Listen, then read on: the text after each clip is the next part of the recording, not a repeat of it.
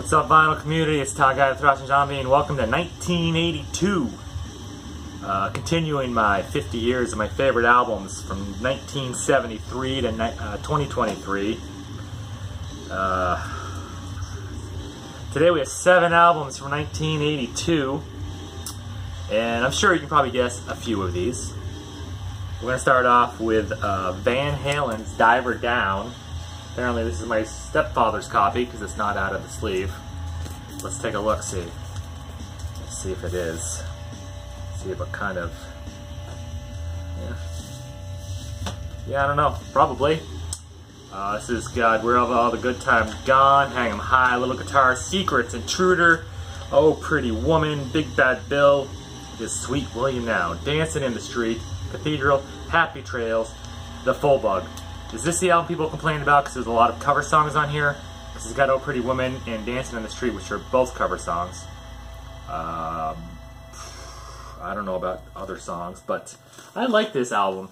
I like their covers of Oh Pretty Woman and Dancing in the Street, and Where Have All the Good Times Gone is great. I think Intruder was pretty good. Happy Trails was, I don't get it, but so yeah, Van Halen, pretty good band. It's a pretty good album in my opinion. Sounds like my record stopped, but that's okay. So Van Halen, Diver Down. Kind of stupid cover, but whatever. Next up is Tom Petty and the Heartbreakers. This is Long After Dark. This is from 1982. Let's make sure it's what it says. That's what it said when I looked up. Yeah, 1982. A One-Story Town. You Got Lucky. My favorite Tom Petty song ever. I don't know why. Deliver Me, Change of Heart, Finding Out, We Stand a Chance, Straight into Darkness, The Same Old You, Between Two Worlds, A Wasted Life. Tom Petty's kind of one of those groups or bands, artists that I like some of the songs on the album, the other ones I'm just kind of like, eh. But yeah, this is my favorite because it's got You Got Lucky on it. I love so much. And then we got Scorpions, Blackout. Remember seeing the video for No One Like You, and this guy was in the Alcatraz prison with the forks in his eyes, and kind of freaked me out a little bit when I was younger, because 82 I was 9. I was 9 years old. I may not have seen this until a little bit later, but still, I would have only been 10 or 11. And just seeing the dude with freaking forks in his eyes was just fucking creepy. So it's got Blackout, Can't Live Without You, No One Like You, You Give Me All I Need Now. I can't read that because it's all worn out.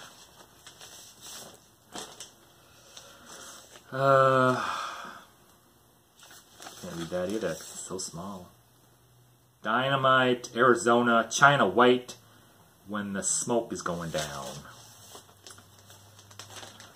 So yes, Scorpions. This is when they started to get into their groove. Or maybe the last album was. Can't remember. Yeah, started sounding more like what most people know as the Scorpions.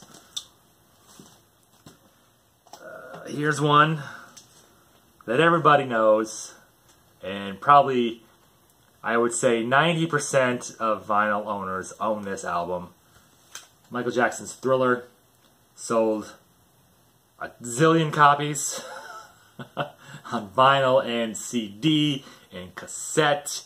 One of the highest selling albums in existence. People are still buying this today. There's been numerous reissues of this album. Bunch of hits on this album. Like I said, a bunch of reissues. Comes with an inner sleeve with freaking lyrics. It's got Wanna Be Starting Something, Baby Be Mine, The Girl Is Mine with Paul McCartney, the song Thriller, Beat It, Billie Jean, 3 huge hits on MTV, Human Nature, PYT, Pretty Young Thing, and The Lady in My Life. Wanna Be Starting Something was mid-hit. The Girl Is Mine with Paul McCartney, kind of a mid-hit. But Thriller, Beat It, and Billie Jean, those are huge, huge on MTV. I remember seeing those videos all the time. All the time. And that Thriller video, which was like a mini movie, you know, a short film. It was like, what, 20 minutes or something, 25 minutes long originally. But then when they showed it, they cut it down to just the music part. They didn't have the theater part, him turning, spoiler alert, him turning into a werewolf at the beginning in the movie. It was a movie in a movie. Yeah. But yes, quite the showman this man was. Next we got The Fix, Shuttered Room. This has got I Found You, Some People, Stand or Fall, which I love, The Strain, Red Skies, Lost Planes, Cameras in Paris, I Live, Shuttered Room, The Fool. Yeah, I have a affinity for 80s new wave music. I remember seeing Stand or Fall and the other song there, One Thing Leads to Another, which I think was on my last 50 Years video, or earlier. It's not here, so one of the other ones. But yes, great music. The Fix. Speaking of The Fix, if you ever search for The Fix on any streaming service, you know what you're going to find? Not even remasters, re-recorded versions. Well, I can't say for like Spotify, Apple Music, or any of those, but for like YouTube Music, Amazon Music, they only have the re-recorded versions and like a greatest hits. They don't have the Shuttered Room album. They don't have Reach the Beach album. They have like a greatest hits re-recorded on there, and that's it. I was like, what the fuck? Why? Must be something to do with the record company or the band. I don't know. Yeah. So if you go looking for them to listen to, you know, all you're gonna get is re-recorded. Judith Priest, Screaming for Vengeance. This album actually had a, can't really see it, right through here was sliced, and I taped it because I said, fuck it, I'm gonna tape it. This was their beginning of their 80s. Well, no, this wasn't. Was Point of Entry their beginning of their 80s? Which I'm not a big fan of. Anyway, this was a huge, huge album. Has the opening killer tunes. The Hellion, Electric Eye, just great. Riding on the Wind, Bloodstone. You can take these chains and shove them up your ass, because I think that song sucks. Pain and Pleasure, Screaming for Vengeance, You've Got Another Thing Coming, Fever, and Devil's Child. And I think Fever is another one I'm not a big fan of. But Take These Chains was written by somebody else, and it sounds like an 80s pop rock song to me. And I mean, Judas Priest did a few songs like that kind of sound like pop rock, and I hate it. I hate that kind of shit, but you know, whatever. And last but not least, this beast of an album, Number of the Beast by Iron Maiden. This is a reissue from sometime 2014, I think, but originally it was 1982. First one with Bruce Dickinson on vocals. I was never, back when I was younger, I really only liked Power Slave. Still my favorite Iron Maiden album. Every song in there is fucking killer. Every song is a banger, and I can listen to that album every day. But this is good. It's got Invaders, Children of the Damned, The Prisoner, 22 Acacia Avenue,